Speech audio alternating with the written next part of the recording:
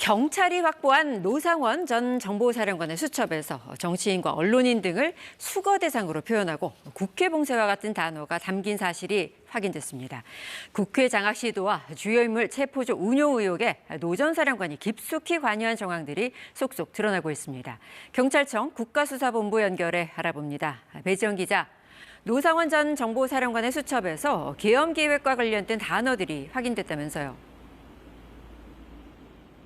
네, 비상계엄 사태를 수사하는 경찰 국가수사본부 특별수사단은 오늘 비공개 브리핑에서 노상원 전 사령관의 주거지에서 확보한 수첩 내용 일부를 공개했습니다.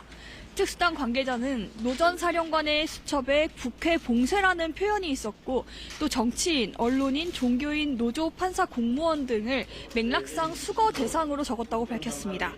그러면서 수거는 체포라는 의미로 해석된다며 이들에 대한 수용과 처리 방법에 대한 내용도 있었다고 설명했습니다. 또 북방 한계설, LLL, 북의 공격을 유도라는 표현도 있었다고 밝혔습니다.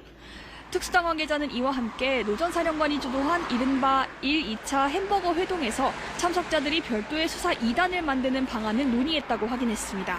수사 2단으로 불린 이 사조직은 모두 60명 규모로 구성해 산하에 3개의 불을 두는 형태로 구성됐는데 국방부가 수사 2단 명단을 바탕으로 실제 인사 발령 공문까지 작성한 걸로 확인됐습니다.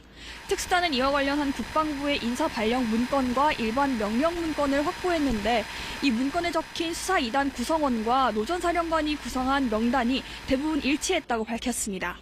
그러면서 수사 2단은 중앙선관위 서버를 확보하라는 명령과 임무를 부여받았던 걸로 보인다고 설명했습니다. 공조본에서 윤 대통령의 통화 내역을 확보를 했다던데 여기에 대한 설명은 있었나요? 네, 경찰 특수단은 최근 법원으로부터 윤석열 대통령의 개인 휴대전화에 대한 통신 영장을 발부받았다고 밝혔습니다. 영장을 통해 윤 대통령 개인 휴대전화의 수신, 발신 내역 등을 확보한 건데요. 공조본은 이 내역을 분석해 윤 대통령이 계엄 관련자들과 어떤 연락을 주고받았는지를 들여다보고 있습니다.